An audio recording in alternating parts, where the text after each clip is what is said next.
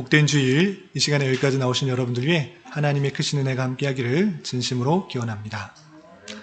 아울러 여러 가지 사정으로 영상으로 예배에 참여하는 모든 분들에게도 동일한 은혜가 함께하기를 기원합니다. 오늘은 송년주일 예배로 드립니다. 어느 때는 송년 감사주일이고 어느 때는 신년 감사주일이고 왜 여기는 송년주일로 했느냐 이렇게 궁금해하시는 분들이 많을 것 같은데, 우리 지난주에 우리가 개척 1주년이 되어서 개척 1주년 감사 예배를 드렸잖아요.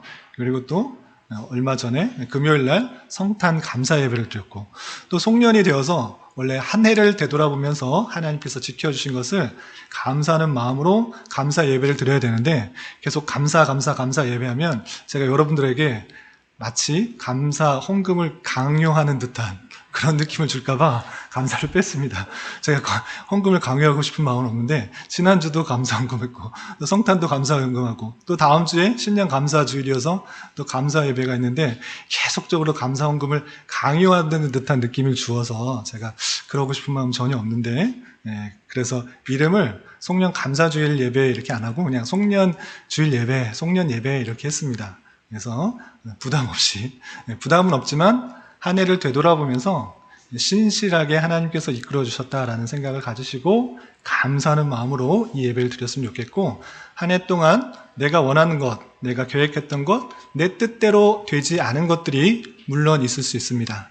그렇지만 그 모든 것들이 하나님의 뜻과 계획, 하나님의 예정 가운데 있음을 믿고 하나님께 더욱더 감사하며 내게 필요한 것, 가장 필요한 것으로 인도해 주셨다라는 생각으로 보낼 수 있는 그런 예배가 되었으면 좋겠습니다. 특별히 오늘 말씀 읽기 본문이 베드로전서 5장인데, 베드로전서 5장의 말씀을 통해서 우리가 하나님께서 허락하신 이 교회에 어떤 것들을 또 깨닫게 하시는지를 잘 교훈받을 수 있는 그런 시간이 되었으면 좋겠습니다. 베드로전서 우리가 지난 시간 1장부터 5장까지 쭉 읽었는데, 혹여나 베드로전서를 처음 접하시는 분, 그리고 함께 말씀을 읽어보지 못하신 분들을 위해서 베드로전서에 대해서 간략하게 설명을 해드리고 오늘 베드로전서 5장의 말씀을 함께 교훈받도록 하겠습니다. 우선 베드로전서는 누가 썼는가? 아주 쉽죠. 공동서신의 이름 첫 글자가 그 사람 쓴 자, 기록한 사람의 이름을 따서 서신서가 붙여지게 된 것입니다. 그래서 베드로전서는 베드로전서 1장 1절에 보면 사도 베드로, 예수님의 수제자라고 일컬어지는 베드로가 쓴 것을 알 수 있습니다. 그렇다면 베드로전서는 언제 어디에서 썼는가라고 했을 때, 당시 로마의 황제였던 네로 황제 들어보셨나요? 네로 황제? 아주 유명한 황제가 있었는데, 그 황제가 기독교인을 아주 박해할 때가 있었습니다. 그때쯤에 그 박해가 있기 바로 전이나 그때쯤에 썼을 것이다 이렇게 생각이 됩니다. 왜냐하면 그 내용을 볼 때 박해에 대한 이야기가 또 고난에 대한 얘기가 나오기 시작하기 때문에 그때쯤이다 라고 생각을 하고 있고요. 어디에서 썼는가? 로마 황제가 살고 있는 로마에서 썼을 것이다 라고 할 수 있습니다. 왜냐하면 베드로전서 5장 13절에 보면 바벨론이라는 표현이 있는데, 실제 바벨론이 있었던 것이 아니라 로마를 그때 이렇게 바벨론이라 표현했던 그런 모습이 있었기 때문에 로마에서 썼을 것이다 생각할 수 있습니다. 그렇다면 베드로 사도가 이 편지를 누구에게 썼는가 라고 했을 때는 1장 2절에 이렇게 표현하고 있습니다. 본도, 갈라디아, 갑바도기아, 아시아와 비두니아에 있는 흩어진 나그네들 이렇게 표현하고 있는데, 쉽게 말하면 그때 당시 기독교인들이 이곳저곳에 흩어졌습니다. 로마 황제에 의해서 이주되기도 하고 또 여러 가지 형편에 따라서 흩어져서 살게 되었는데, 그 성도들에게 쓴 글이다라고 이해하시면 되겠습니다. 그래서 그들을 흩어져서 살고 있었기 때문에 어떻게 표현했냐? 나그네라고 표현하고 있습니다. 나그네. 한 곳에서 정착해서 오래 살면 나그네라고 표현하지 않고 이쪽 저쪽 떠돌아 다닐 때 나그네라고 표현하는데, 그런 성도들에게 썼다라고 표현하고 있습니다. 그런데 1차적으로는 물론 이렇게 본도, 갈라디아, 갑바도기아, 아시아, 비두니아 흩어져 있는 성도들에게 쓴 것이지만, 이 나그네라는 표현이 영적 의미를 갖고 있다고 하면 그것이 오늘날 우리에게 적용이 되어서 한 곳에서 계속 정착하는 것이 아니라 이 땅에서 영원히 사는 것이 아니라 잠시 있다 본향으로 돌아갈 성도들이기 때문에 우리에게 마찬가지로 적용되는 말씀이다. 이렇게 이해해야 될 것입니다. 그런데 이 수신자들, 흩어져 있는 나그네와 같은 사람들이 어떤 상황 가운데 있었는가라고 했을 때는 여러 가지 부당한 고난을 받고 있었던 모습을 볼 수 있습니다. 물론 잘못했으면 그런 벌을 받아야지만 그런 것 외에 성도로서 착한 일, 선한 일, 바른 일을 했음에도 불구하고 부당하게 당하는 어려움들이 있었다. 그러할 때 그런 성도들에게 이 편지를 쓴 것으로 이해하시면 되겠습니다. 그래서 이 편지를 통해서 이 베드로사는 어떤 것을 기대했는가? 성도들에게 여러 고난뿐만 아니라 장차 임하게 될 불시험, 불시험이라는 것은 아주 극심한 시험, 어려움이 다가올 것이라는 것들을 이제 깨닫고 구원의 소망을 가지고 우리가 끝까지 믿음으로 승리할 것을 권면하는 내용으로 되어 있습니다. 그래서 베드로 전설을 통하여서 앞으로 다가올 그런 불시험들이 성도에게 있을 것이다 라는 것들을 염두에 두고 우리는 어떻게 살아야 되는가? 구원의 소망, 하나님께서 우리를 지켜주실 것이고 우리는 구원이 있다, 천국에서 영원한 삶이 있다라는 것들을 기억하면서 이 어려운 시기를, 이 고난의 시기를, 이 환난의 시기를 이겨나가야 된다라는 것들을 베드로 전설을 통해서 교훈하고 있는 것입니다. 그래서 내용을 보면 1장부터 2장 10절까지는 나그네인 그리스도인의 구속받은 것, 예수 그리스도로 말미암아 우리가 구원을 받았다는 그 정체성을 잘 드러내주고 있고 2장 11절부터 마지막까지는 그런 그리스도인으로서 어떠한 삶을 살아가야 되는지 구체적으로 많은 것들을 교훈하고 있습니다. 그래서 우리는 이 말씀을 읽을 때 어떻게 되는가? 이미 예수 그리스도의 은혜로 말미암아 구원받은 자로서 어떻게 이 땅을 살아가야 되는지 그때 당시 베드로 사도가 그 성도들에게만 말씀하신 것이 아니고 오고 오는 세대들이 나그네와 같은 그런 삶을 살아가게 될 것인데 하나님께서 베드로 사도를 통해 우리에게 주시는 말씀으로 받아들여 우리가 어떻게 살아가야 되는지, 예수 그리스도로 말미암아 구속을 받은 자로서 어떻게 살아가야 되는지를 잘 깨닫는 그런 수단으로 삼아야 될 것입니다. 그 말씀이 여러 가지 것들이 있는데 특별히 이 베드로전서 5장에서 보면 교회가 어떻게 통치되고 운영되고 있는지에 대해서 잘 설명하고 있습니다. 어떻게 설명하고 있다고요? 베드로전서 5장은 교회가 어떻게 운영되고 세워지고 나가게 되는지에 대해서 잘 설명하고 있습니다. 그래서 이것을 이해하기 위해서는 하나님께서 이 세상 우주 만물을 어떻게 다스려가는지를 깨달아야 되는 것입니다. 그것을 먼저 설명하고 그 베드로전서 5장의 내용들을 더 깊게 살펴보도록 하겠습니다. 우리 하은이 하나님께서 살아계시죠? 하나님께서 살아계셔서 지금 뭐하고 계실까요? 맨날 시온이 시오만 물어봤는데 이제 시온이 시오가 이제 힘들어져서 요 자리에 앉으면 질문하기 편해서 좀 어려운 질문이었어. 우리 시오한테 아무 답변이나 잘할 수 있다. 하나님께서 살아계십니까? 그렇겠죠. 잘 몰라요. 그러면 하나님께서 그러면 살아계셔서 무엇을 하고 계실까요? 많은 것. 많은 것을 하고 계시죠. 많은 것을 하고 계십니다. 많은 것을 하시는데 그것을 무엇이라 표현하면 하나님께서 역사하신다 또는 통치하신다, 섭리하신다. 하나님께서 모든 계획을 갖고 계시고 그 뜻대로 이 세상 모든 만물을 다스리신다. 이렇게 할 수가 있는 것입니다. 살아계셔서 아무것도 안 하시는 것이 아니고 이 세상 모든 만물을 하나님의 뜻 가운데 통치하시는 것입니다. 그것이 중요하죠. 그렇다면 하나님께서 과연 이 세상을 어떻게 통치하신다는 것인가? 하나님께서 잘못한 사람 번개 딱 치셔가지고 뒤통수 딱 맞게 해가지고 그냥 이렇게 죽게 하시는 것인가? 신기한 방법으로 통치하시는 것인가? 과연 하나님께서 살아계셔서 이 세상을 통치하신다고 하시면 하나님께서 그 뜻을 이루어 나가신다고 하면 어떻게 통치하시는가를 바로 이해하는 것이 중요한데 이거 아주 중요한 것입니다. 정신 집중해서 잘 들어주시기 바랍니다. 그것을 두 부분을 나눌 수 있는데 세상을 통치하는 것과 또 영적인 세계를 통치하는 것으로 구분하여 나누어서 이해할 수 있습니다. 하진이 여기까지 이해돼요? 예, 하나님께서 살아계셔서 이 세상 모든 만물을 하나님의 뜻 가운데 통치하시는데 세상의 일들과 또 영적인 일들을 구분하여서 통치하시는 것입니다. 그러면 이 세상의 모든 일을 어떻게 통치하시는가라고 했을 때는 세상의 권력, 권위를 주셔서 그것을 이용하셔서 통치를 하시는 것입니다. 그러니까 나라의 대통령을 세우시고 어떤 나라의 왕을 세우거나 대통령을 세우거나 수장을 세워서 그 사람을 통해서 사람들이 살아갈 수 있도록 통치하는 것입니다. 이해가 되십니까? 예. 믿는 사람만 세우는 것이 아니라 믿지 않는 사람도 하나님께서 권위와 권력을 주셔서 모든 권위를 통하여서 사람들이 일반적으로 살아갈 수 있는, 생활할 수 있는 그런 통치를 하신다라는 것입니다. 그래서 우리가 편안히 살아가고 평안히 안정적으로 직장생활을 하거나 공부를 하거나 일을 하고 교통법규를 잘 지키고 또 생활할 수 있도록 여러 가지 생활하는 모든 것들을 통치하실 때 하나님께서 권위를 세우셔서 권력을 세우셔서 통치하신다는 것입니다.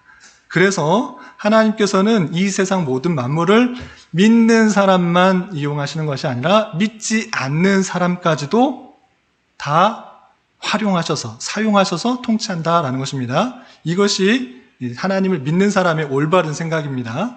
그래서 우리나라의 대통령은 항상 기독교인이 되어야 된다 이렇게 생각하지 않아도 됩니다. 그렇지 않아도 믿지 않는 사람이라도 그 사람을 하나님께서 충분히 들어쓰셔서 이 세상을, 우리나라를, 세계를 또는 어느 집단을 통치하실 수 있는 분이십니다. 하나님께서 그 통치를 들어서 백성들의 평안과 안녕을 이루어 나가신다는 것입니다. 그래서 로마서 13장 1절부터 2절까지는 어떻게 표현하고 있는가? 모든 권세에 복종하라 라고 표현하고 있습니다. 한번 찾아볼까요? 좀 의심하는 것 같아서 아시는 분도 많이 있을지만 또 처음 보시는 분도 있어서 좀 찾고 넘어가겠습니다. 로마서 13장 1절 2절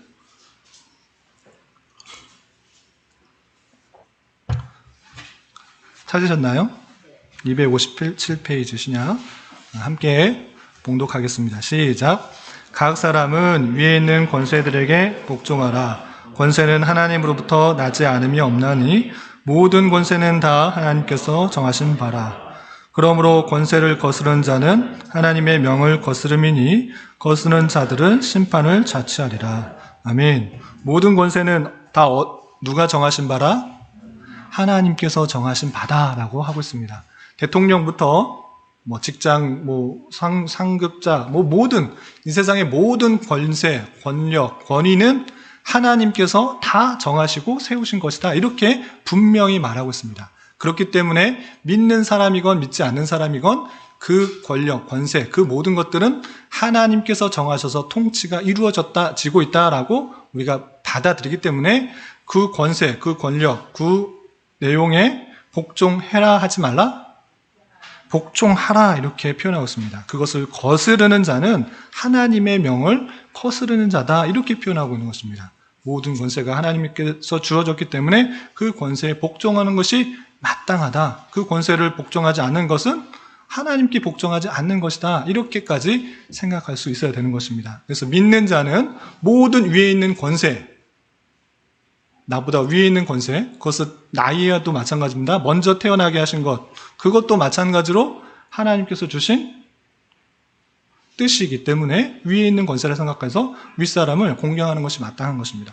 그래서 윗사람들, 위에 있는 권세를 복종하는 것이 마땅하는 것입니다. 그것이 옳건 틀리건 간에 복종하는 것이 1차적으로 맞습니다. 그렇다면 위에 있는 권세가 정부가 또는 학교에서 직장에서 하나님을 믿는 신앙을 막으면 어떻게 해야 될까요? 위에 있는 권세니까 복종해야죠. 복종해야 됩니까? 우리 하람이가 잘 쳐다보고 있어서 한번 물어볼까요? 학교에 있는 선생님이 너 주일에 그렇게 교회 가서 공부 잘 할 수 있겠어? 학교 나와서 공부해야지. 이렇게 하면 따라야 돼요? 따라야 되지 말아야 돼요?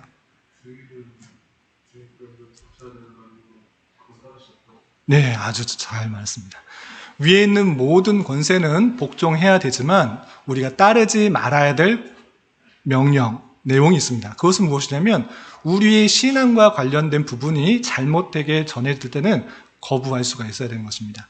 이 세상적인 모든 것, 우리의 안녕, 평안 또는 재산을 불리는 또는 여러 가지 것들을 해나가는 데 있어서 세상을 살아가는 데 있어서 필요한 모든 권세들은 좀 부족하고 부당한 것 같아 보일지라도 따라야 되지만 우리의 신앙과 관련되는 것, 하나님을 섬기는 데 방해가 되는 것, 그것까지 세상 권세에 맡겨주신 것은 아닙니다. 그렇기 때문에 그런 부당한 요구들이 있을 때 하나님의 창조 질서와 반대되는 배반되는 그런 법과 질서들이 나타날 때는 거부할 수가 있어야 되고 지켜나갈 수 있도록 하는 것이 마땅한 자세인 것입니다. 신앙과 관련된 그런 부분들은 따르는 것이 아니라 그 외적인 것을 따라야 되는 것입니다.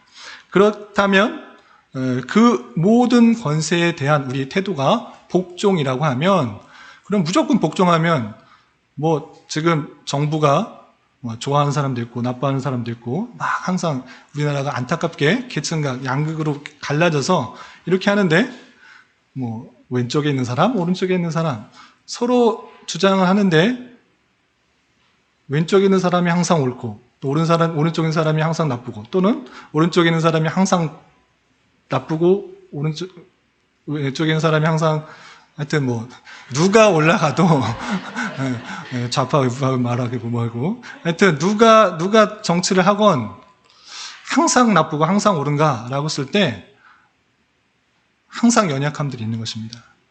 그 사람들이 완벽하기 않기 때문에 누가 올라가건 보이는 것은 항상 부패와 타락과 아쉬움밖에 없다라는 사실들을 염두에 둬야 됩니다.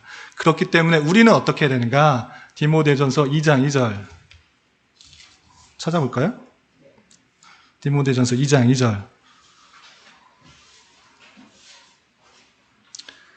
그 사람들이 올바르게 통치할 수 있도록 우리는 끊임없이 간구하고 관심 갖고 나아가야 되는 것입니다. 2장 1절부터 2절까지 함께 읽겠습니다. 시작. 그러므로 내가 첫째로 권하노니 모든 사람을 위하여 간구와 기도와 도구와 감사를 하되 임금들과 높은 지위에 있는 모든 사람을 위하여 하라. 이는 우리가 모든 경건함과 단정함으로 고요하고 평안한 생활을 하려 함이라. 우리는 기도와 도구와 감사를 해야 되는데 무엇보다도 이 사람들을 하라라고 했습니다. 누구냐? 임금들과 높은 지위에 있는 모든 사람을 위하여 하라라고 되어 있습니다. 우리가 특별히 모든 사람을 위해서 기도해야 되지만 이 권세 잡은 자들을 위해서 기도해야 됩니다. 관심 가져야 됩니다. 그들이 올바로 통치할 수 있도록 나쁜 생각을 가지고 백성들이 안정과 평안과 올바른 삶을 살아가지 못하도록 하는 그런 일들이 없어질 수 있도록 계속적으로 관심 갖고 기도하고 나아가는 것, 그것이 필요하다라고 하고 있습니다. 그런 것을 통해서 우리가 경건함과 단정함과 고요하고 평안한 생활을 할 수가 있게 되기 때문에 너희는 정치가 누가 위에 있는 사람들이 누구인지 전혀 관심 없고 난 정치 관심 없다. 윗사람들이 관심 없다. 나는 신앙생활을 하겠다. 이렇게 생각할 것이 아니라 그들이 바른 정치를 가지고 바른 생각을 가지고 백성들을 또는 아래에 있는 사람들을 잘 다스릴 수 있도록 관심을 가져주고 기도하고 또한 의사표현들을 잘 해나가는 것들이 필요하다. 이렇게 표현하고 있는 것입니다. 그래서 세상의 모든 것을 하나님께서 각 사람들에게 권위를 주셔서 통치하는데 그들이 올바로 통치할 수 있도록 우리는 마땅히 기도해야 되고 기도했다고 하면 하나님의 권세로 받아들여 그 모든 것들을 복종해야 될 것이고 신앙적인 것들은 그들을 통해서 우리가 다스림받는 것이 아니다. 이렇게 이해하시면 되겠습니다. 그렇다면 이 세상적인 것, 우리가 살아가는 것, 그런 것들은 세상의 권력, 또 권세를 통해서 다스려가는데 그럼 영적인 통치는 어떻게 일어나는가? 우리가 어떻게 하나님의 뜻대로 살아가는 것들을 통치받는 수 있는 것인가? 라고 하는 것은 마태복음 16장 19절 또 마태복음 18장에 보면 하나님께서 천국 열쇠권을 주셨다라는 표현이 있어요. 천국 열쇠권, 우리 들어보신 분 있었어요? 시오 들어봤어요?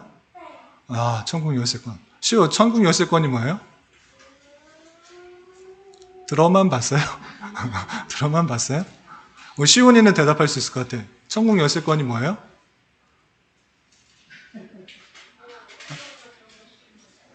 이거 찾아보면 시간이 오래 걸 것 같은데. 찾아볼까요? 그냥 넘어갈까요? 우리 하람이가 알면 넘어가고 하람이가 모르면 찾아보겠습니다. 천국 열쇠권 들어봤어요? 뭔지 알아요? 잘 모르겠어요. 우리 찾아보겠습니다. 시간이 조금 빠듯하게 지날 것 같은데 우리 마태복음 16장 찾아보겠습니다. 하람이가 모르면 절반 이상은 모른다고 보면 돼요. 하람이가 기준할게요. 마태복음 16장 천국 열쇠권을 교회에 주셨는데 이 천국 열쇠권이 무엇인가? 마태복음 16장 제자들을 보내시고 다시 부르셔서 세상 사람들이 누구냐 말하고 말할 때 엘리야다, 선지자다, 세례 요한이다 이렇게 표현했는데 베드로에게 물었어요. 너는 나를 누구라 하느냐? 그때 뭐라고 말씀하셨을까요? 우리 하영이 16장 16절 하영이가 한번 읽어봤어요. 16장 16절 시몬 베드로가 대답하여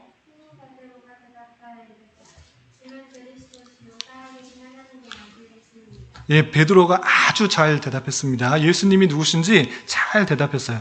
주는 그리스도요 살아계신 하나님의 아들이시다. 이것을 대답했을 때 예수님의 반응이 놀라워요. 어떻게 했느냐? 바요나 시모나 요나의 아들 시모나 내가 복이 있다. 이를 내게 한 이는 혈육이 아니요 하늘에 계신 내 아버지시다. 그런 이후에 또 내게 이르노니 너는 베드로라. 내가 이 반석 위에 교회를 세우리니 음부의 권세가 이기지 못하리라 했습니다. 이 베드로의 고백 위에 교회를 세운다고 했습니다. 그리고 중요한 건 16장 19절 함께 봉독하겠습니다. 시작. 내가 천국 열쇠를 내게 주리니 내가 땅에서 무엇이든지 매면 하늘에서도 매일 것이요 내가 땅에서 무엇이든지 풀면 하늘에서도 풀리리라. 아멘.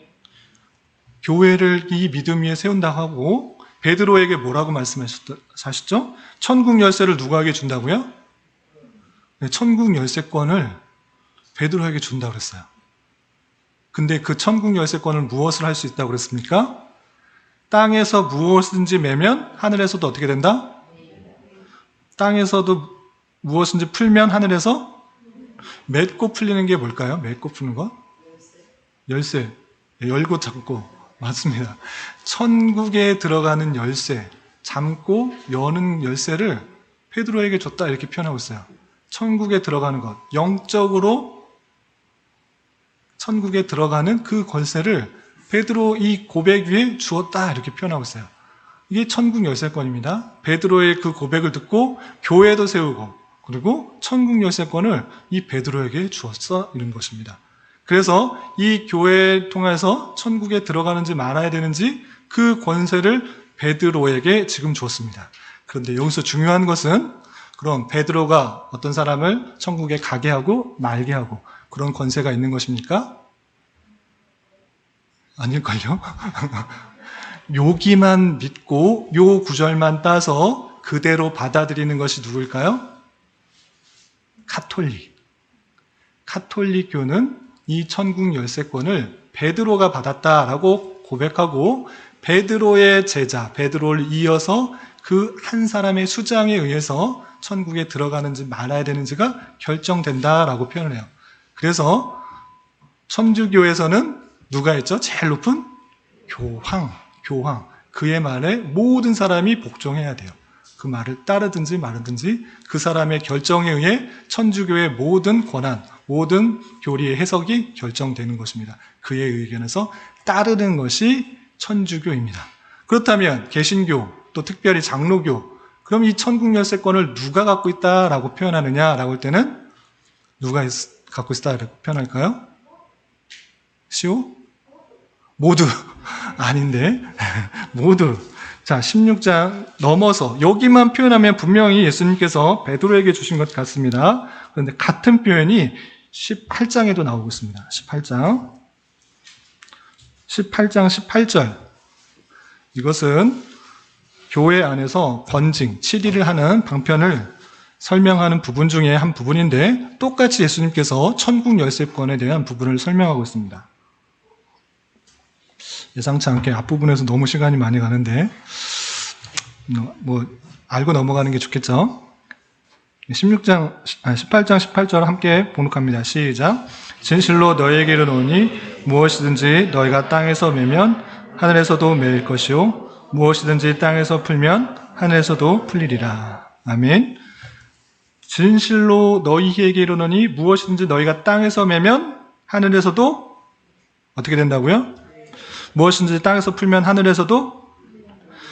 분명히 16장 19절에서는 베드로에게 말하셨는데 지금은 누구에게 말하고 계십니까? 너희 베드로 혼자입니까?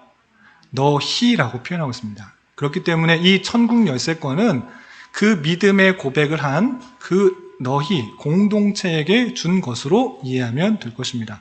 그래서 한 사람에게 준 것이 아니라 이 바른 믿음을 고백을 한 그 모임, 회에 주었다, 이렇게 표현하는 것입니다. 한 사람이 아니라 회, 유니타티라는 라틴어 표현으로 그때 사용되어 있는데 그 모임의 고백을 하는 성직자 회에 주셨다라고 표현한 것입니다. 그래서 그 회, 모임을 통해 권징, 치리를 통해 교회, 거룩, 성결, 잘못했을 때, 바른 생활을 하지 못했을 때, 신앙생활을 바르지 못하겠을 때 한 사람이 치리를 하는 것, 그건 잘못된 것입니다. 장로교회에서는 회 안에서 치리, 권징이 일어나게 되는 것입니다. 그래서 특별히 장로교회 안에서는 지교회 안에 당회, 그리고 당회, 교회 안에서 벗어나는 일들은 노회, 노회 안에서 벗어나는 그런 개념의 일들은 총회, 회의 장로들의 모임들을 통하여서 그 모임에서 치리회를 결성하게 되고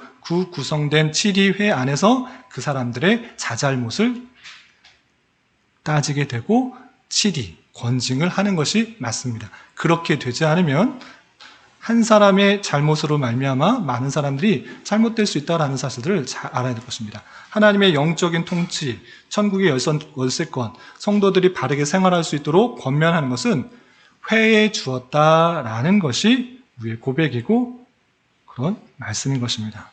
그래서 장로교회 안에는 장로들의 회라는 당회, 그리고 노회, 총회를 통해서 이런 것들이 이루어진다, 이렇게 생각할 수 있어야 될 것입니다. 그래서 이 내용이 중요한데, 그러면 이것도 하는 김에 말씀 드리고 넘어가겠습니다. 그러면 어떻게 치리를 받는 것인가? 성도들이 받는 치리는 무엇인가? 이것도 잘 들어두세요. 그러면 당회 안에서, 노회 안에서, 총회 안에서 치리를 한다 했을 때 치리 받는 성도는 어떤 치리를 받는 것인가? 벌금 100만 원, 뭐 벌금 1000만 원, 아니면 꿀밤 10대, 이런 치리를 받는 것이 아니라 여기 18장에서 나오는데 그냥 읽어드릴까요? 처음에 잘못했을 때는 조용히 한 사람이 가서 그 사람의 잘못을 이야기하는 것입니다. 그리고 두세 사람이 가서 그의 잘못을 권하여 바로 잡는 것입니다. 그렇지 않으면 공적인 것에, 공적인 자리에서 그의 잘못을 돌이킬 수 있도록 알리는 것입니다. 그 절차가 영적인 절차이지 어떤 가학적이거나 물리적이거나 아니면 금전적인 그런 치리를 하는 것이 아니고 그냥 올바른 영적인 삶을 살 수 있도록 권면하고 깨닫고, 맨 처음에는 조용히 알지 못하게 두세 사람이, 그리고 공적으로 알려주는 것입니다. 그럼에도 불구하고 그 사람이 올바른 삶으로 돌아오지 않을 때 그렇게는 어떻게 하게 될까요? 수찬정지라는 그런 치리를 하는 것입니다.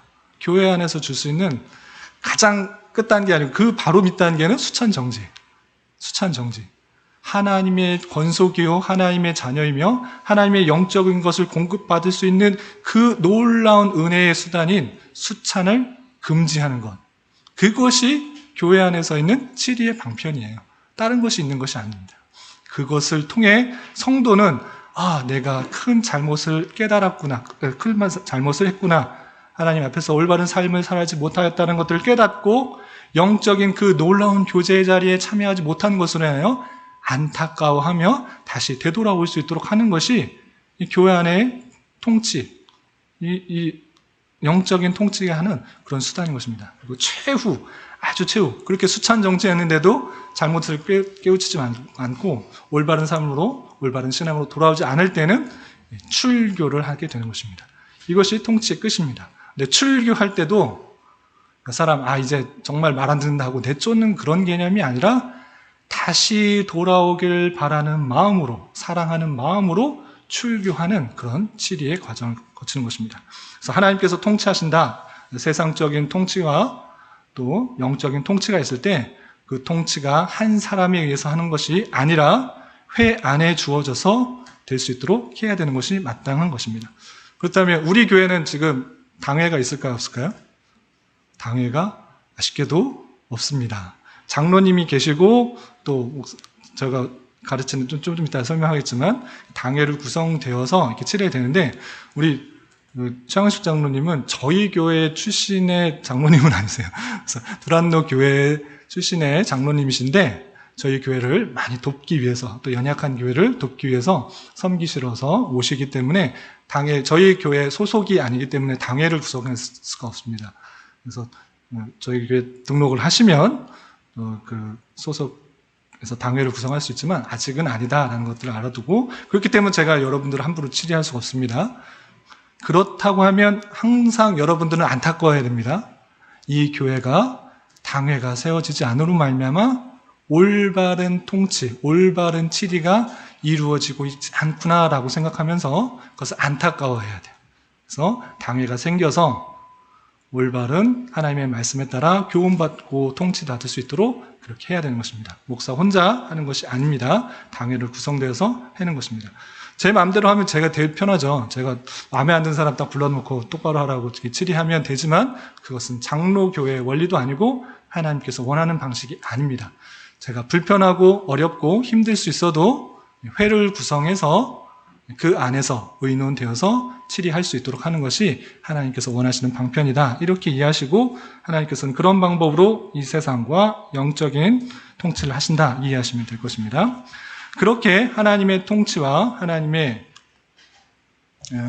일하심들을 이루어 나가기 위해서 하나님께서는 어떤 것을 세우셨는가? 라고 했을 때 직분, 직제를 허락하셨습니다. 그래서 교회는 여러 번 들어서 아시겠지만 건물입니까? 건물이 아닙니까? 건물입니까? 성도입니까? 네, 성도. 교회라고 했을 때 성도, 하나님의 택하신 백성 전체의 성도를 말하는 것이고 그리고 그 성도의 머리는 누구신가? 예수 그리스도. 그리고 그 성도들은 몸이다 이렇게 표현하고 있습니다. 몸과 머리로 연결되어 있을 때 유기적으로 있을 때 왜 예수님이 머리고 교회는 몸인가? 라는 것들 이해해야 되는데 그것은 주님께서 하시고자 하는 뜻을 우리 교회를 통해서 행해 나가시기 때문입니다. 주님께서 행하신다, 이뤄 나가신다 할 때 우리가 몸이 되어서 사역적인 측면에서 하나님께서 우리에게 말씀하시고 그 말씀을 순종하는 것을 통해서 하나님께서 행하신 여러 가지 일들을 우리가 해 나가게 된다라는 것입니다. 그래서 그 일들을 한 사람이 할 수가 없기 때문에 다양한 사람들에게 재능과 또 은사, 달란트를 주셔서 그런 것들을 섬겨 나가도록 하는 것입니다. 이런 외적, 내적인 역할들, 주님께서 행하실 여러 가지 일들을 감당하기 위해서 주님께서는 교회 안에 여러 사람들을 세우셔서 일하게 하신 것입니다. 그래서 교회의 일반적인 직제에는 목사, 교사, 장로, 집사 등이 있습니다. 이것을 이른바 항존직이라고 표현합니다. 항존직이라고 하람이 자꾸 물어봐도 돼요? 네? 당혹스러워요? 그러면 남택선 선생님 전혀 부끄러움이 없는 남택 선생님한테 항존직 알고 있겠지만 항존직 아세요? 네, 항상 존재하는 직분. 하나님께서 이 교회를 계속적으로 이끌어 나시기, 이 땅에서 존재하게 하기 위해서 항상 존재하는 직분을 두셨습니다. 그것이 목사, 교사, 장로, 집사 등입니다. 에베소서 4장에 나오는데 여기서 항존직의 이해를 잘해야 됩니다. 사람에게 직분이 항상 있다라는 것이 아니라 교회 안에 이 직분이 항상 있다라는 뜻입니다. 차이가 이해가 되세요? 우리 하영이 지금 말했던 거 이해가 되세요? 이 직분이 사람에게 직분이 영원하다는 것이 아니라 교회 안에 직분이 영원하다라는 뜻이에요. 이해가 되세요? 네, 어떤 차이가 있느냐? 어떤 사람은 한번 목사가 되면, 또는 어떤 집사가 되면, 어떤 장로가 되면 끝까지 죽을 때까지 그냥 목사고 장로고 집사인 줄 알아요. 그런데 치리에 의해서 면직이 될 때 그것은 직분이 없는 사람이 될 수 있습니다. 제가 목사로 지금 있지만 내가 잘못해서 치리를 받아서 목사직을 벗어날 수도 있는 것입니다. 그래서 그 사람에게 직분이 영원하다 이런 뜻이 아니라 교회를 세워나가기 위해서 반드시 필요한 사람들이 있는데 그러한 사람들이 목사요, 장로요, 집사다라는 것입니다. 그래서 사람에게 직분이 영원하다라는 항존직이 아니라 그 교회 내에 계속적으로 두어서 하나님께서 이 교회를 이끌어 나가시겠다, 영적인 치리를 하시겠다라는 의미로서 두신 직분이 목사와 교사 같은 의미인데, 교사는 좀 전문적인 그런 가르침이 있는 교수의 의미가 강한데, 하여튼 목사와 교사 그리고 장로, 집사를 세우셔서 이 교회를 운영해 나간다라는 것입니다. 이것을 항존직이라고 하는 것입니다. 하나님 이해되죠? 이해가 됐죠? 그럼 임시직도 있어요. 임시직. 어떤 것들이 있을까요? 여기 교환에 있는데.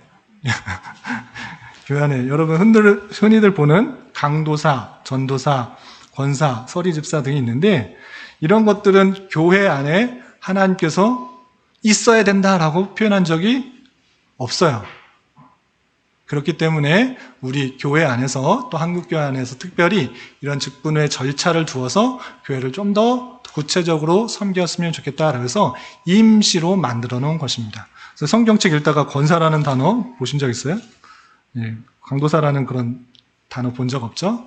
그럼에도 불구하고 목사가 되기 위해서 절차를 거칠 수 있도록 편의를 위해서 임시로 만들어 놓은 그런 우리나라 안에 보일 수 있는 그런 제도인 것입니다. 이런 것을 임시 직분이다라고 표현을 하고 있는 것입니다. 그렇게 알아두시면 되고, 그리고 주님의 택하신 백성인 교회는 하나의 거룩한 교회이지만 공교회, 내가 거룩한 공교회를 믿으며 공교회와 이것을 믿는다는 사도신경의 표현이 있는데, 주님의 교회는 전체가 하나입니다. 하나의 교회다라는 생각을 하시면 됩니다. 왜?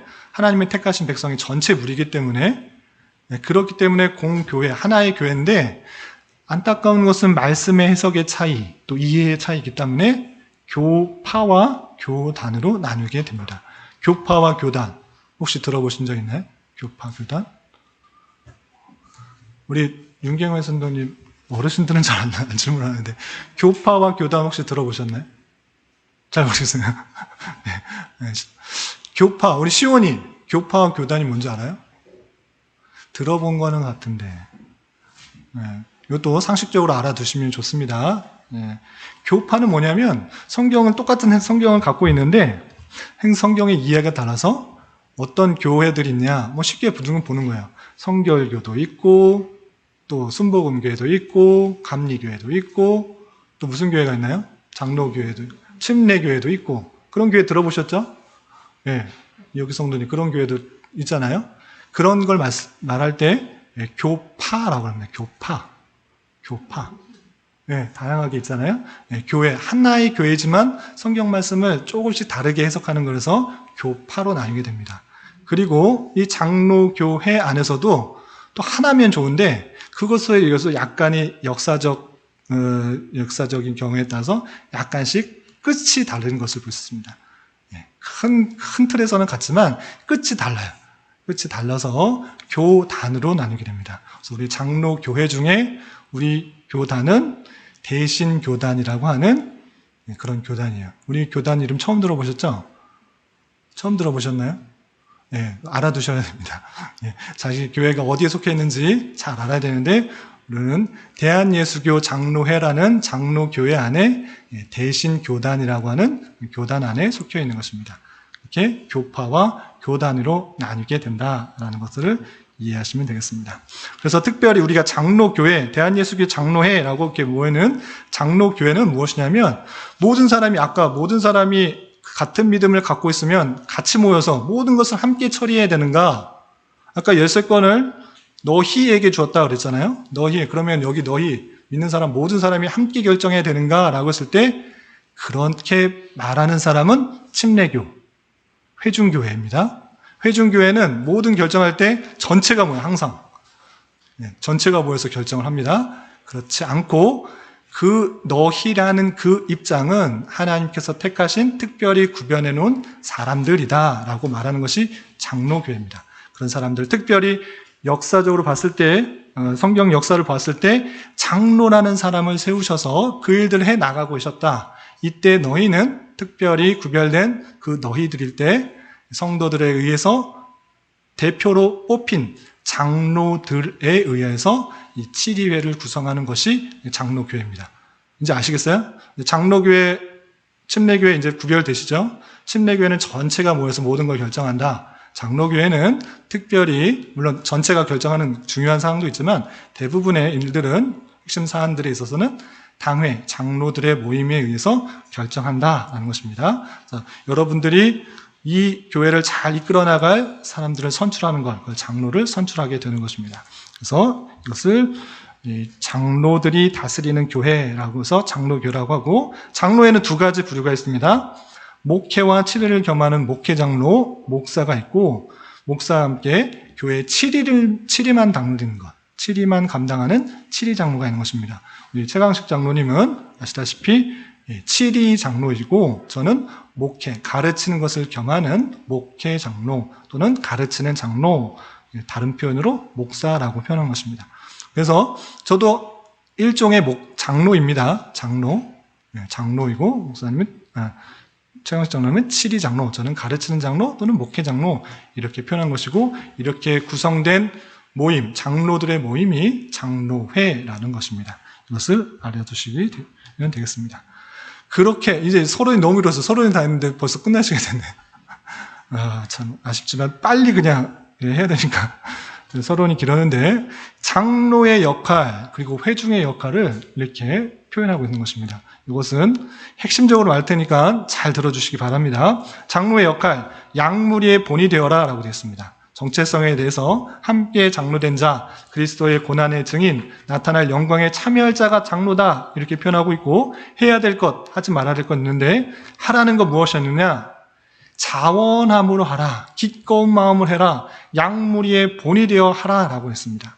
장로된, 여기서 장로님은 최강식 장로님과 저 둘만 있는데, 장로로서 해야 될 것, 자원함으로, 기꺼운 마음으로 해야 되고, 양무리의 본이 되라 라고 하고 있습니다. 모든 양들이 본이 되다 라고 하고 있고요. 또 하지 말아야 될 것, 억지로 하지 마라. 또 돈을 취해서 이득을 위해서 하는 것 아니다. 장로된 사람 어떻게 해야 되는가? 자원한 마음으로, 기꺼운 마음을 하고, 더러운 이득을 하지 말고, 특별히 주장하는 자세가 아니라 양무리의 본이 되라 이렇게 표현하고 있습니다. 하나님의 교회 안에서 장로들이 너 이렇게 해야 된다, 너 이렇게 해야 된다, 똑바로 해 이렇게 주장하는 것이 아니라 양무리의 본이 되어서 그 길을 양들의 앞에, 맨 앞에 서 있는 것입니다. 제가 목사이지만 물론 목회라는 양들을 치는 일들을 하지만, 제가 여러분들을 치는 것은 주장하는 자세로, 가르치는 자세로 이렇게 하는 것이 아니라 여러분들의 삶의 모습이 어떠해야 되는지를 제 앞에서 보여주는 역할을 하는 것입니다.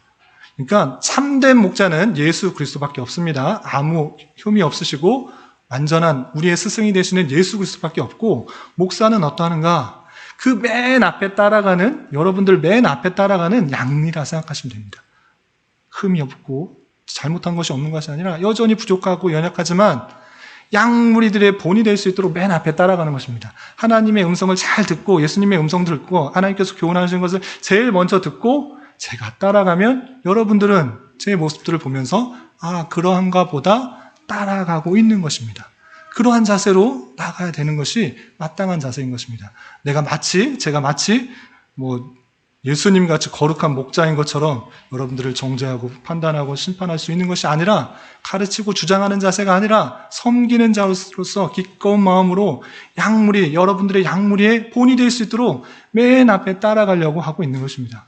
그렇기 때문에 여러분과 저는 반걸음 또는 한 걸음 앞에 있는 사람이다. 이렇게 생각하시면 됩니다. 제가 완벽하지도 않고 제가 아주 뛰어난 것도 아닙니다. 그럼에도 불구하고 먼저 성경을 일주일 전이나 하루 전이나 열심히 읽고 깨달은 바를 여러분들에게 가르치고 또 살아가기 힘쓰는 것을 통하여서 여러분들에게 함께 나누는 양무리의 본이 되는 모습으로 있는 것입니다.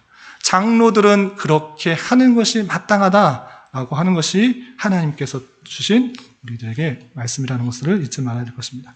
그런 사람들을 목자장이 나타나실 때 예수님께서 다시 오실 때 시들지 아니하는 영원한 영광의 관을 얻을 것이다 이렇게 약속해 주고 있습니다. 그렇다면 회중, 대부분이 여기 회중인데 어떻게 해야 되는가? 겸손한 가운데 순종해야 된다라고 하고 있습니다. 정체성, 장로들에 비하여 젊은 자들, 젊은이들이여 이렇게 표현하고 있는데 경험적으로나 영적인 성숙에 있어서나 그 신앙적인 성숙에 있어서 좀 어린, 젊은, 경험이 적은 그런 사람일 것입니다. 그런 사람이 해야 될 것과 하지 말아야 될 것 무엇인가? 장로들에게 순종하고 다 서로 겸손으로 허리를 동여야 되어 있습니다. 하나님은 교만한 자를 대적하신다. 약속과 기대, 겸손한 자들에게 은혜를 주시느니라. 때가 되면 너희를 높이실 것이다 라고 하는 것처럼 우리가 회중이라고 하면 장로들에게 순종한다. 그리고 겸손해야 된다. 이 내용들을 잘 받아 하나님께서 세우신 장로님들에게 잘 순종하고 또 겸손하게 대우해야 될 것입니다. 그런 자에게 하나님께서 은혜를 풍성하게 주신다라고 이해해야 될 것입니다. 그렇지만 이러한 모습 가운데 항상 대적이 있습니다. 외부에 내부에 적이 있습니다. 우리 속에 악성, 죄성, 부패성들 이런 것들이 있기 때문에 온전히 섬기지 못하게 하는 것들이 있는데 그런 것들을 주의해야 될 것입니다. 그럼 어떻게 주의해야 되는가? 염려를 다 주께 맡겨야 합니다. 하나님께서 성도님들을 돌보시고 또 하나님께서 우리 편이 되어주신다는 그 사실을 가지고 교회 안에 있다고 하면, 교회 안에 등록되어 있다고 하면 그 염려를 다 주님께 맡겨야 되는 것입니다. 그리고 외부에, 내부에 우리를 넘어뜨리려고 하는 수많은 대적들이 있는데 또 마귀 사탄이 있는데 그들을 대적하기 위해서 근신하고 깨어 있어야 합니다. 또한 믿음을 굳게 하여 마귀를 대적해야 될 것입니다. 그리고 마지막, 하나님께서 이 모든 일을 선하게 이루실 것을 잘 알고 있어야 됩니다.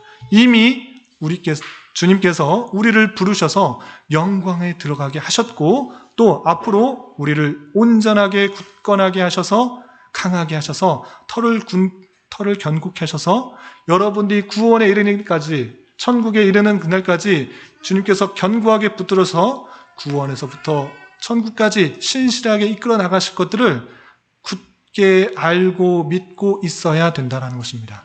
그런 것이 우리 교회 안에서 일어나게 된다라는 사실들을 잊지 말고 교회 안에서 올바른 삶을 살아가야 될 것입니다.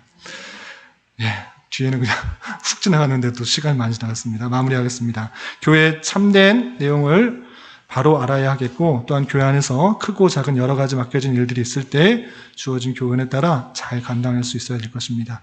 이러한 섬김을 통하여서 하나님께서 더욱 견고하게 하시는 교회가 되는 은혜가 있기를 진심으로 기원합니다. 기도하겠습니다. 하나님 아버지 감사합니다. 오늘 말씀을 통해서 교회 안에서 다양한 직분과 또 어떻게 생활해야 되는지 자세에 대하여 교훈받았습니다. 이런 말씀을 받은 자로서 더욱더 우리에게 맡겨진 일들을 잘 감당할 수 있는 자 되게 하여 주시고 주님의 교회를 든든히 또 견고히 세워가는데 선한 도구로 모두 쓰임받을 수 있도록 인도하여 주옵소서. 예수님의 이름으로 기도드리옵나이다. 아멘.